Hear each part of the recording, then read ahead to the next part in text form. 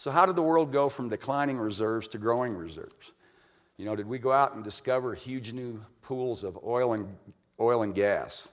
Well, no. These reserves are mostly from reservoirs that we already knew about.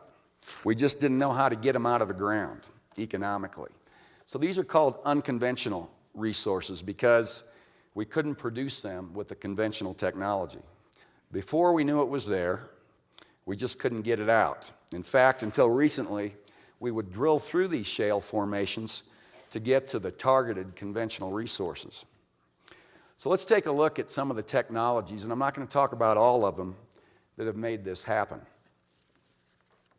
The first important technology is seismic. Seismic has existed in oil and gas exploration for years, but the shift from 2D to 3D has really been crucial. 2D seismic is like an X-ray. It's a two-dimensional image. It's very useful, but it leaves out a lot of the information. On the other hand, 3D seismic is like an MRI. It yields a three-dimensional image of the reservoir that gives us the precise knowledge for very precise well placement. Many medical procedures today would not be possible without MRI technology. In the same way, many reservoirs would not be developed without the advent of 3D seismic. Now, another big technology that is, in my opinion, has really changed the game is the advent of horizontal drilling. And again, you've heard from several people over the course of the weekend about horizontal drilling. So I'd like to show a series of very simple animations that illustrate how this works.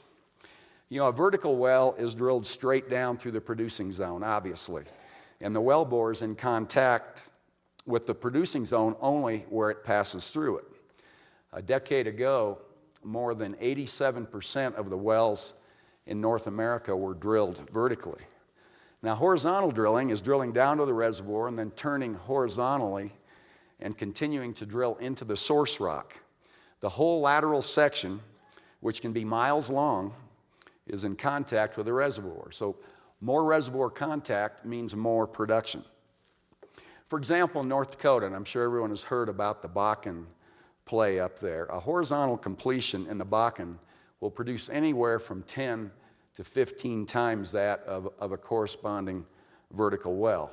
And I was actually in the business back in the late 70s and 80s, and we spent a lot of time trying to complete the Bakken in a vertical application, but we could not make it economic. So the advent of horizontal drilling really changed that game.